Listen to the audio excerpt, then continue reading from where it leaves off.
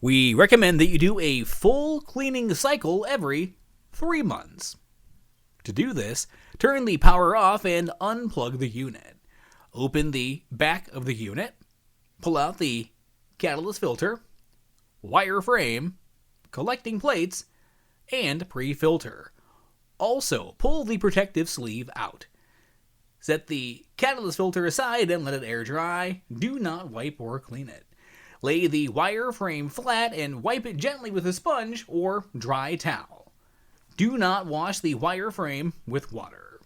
Clean the collecting plates as described in the video on how to clean them or in the manual. Rinse the pre-filter with water. Soak the protective rubber sleeve in water for 20 minutes.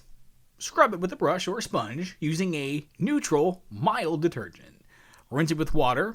Let it air dry for 1 to 2 days until it's completely dry. Clean the rear cover and inner walls with a wet sponge or towel. Make sure all components are completely dry before putting them back in the unit.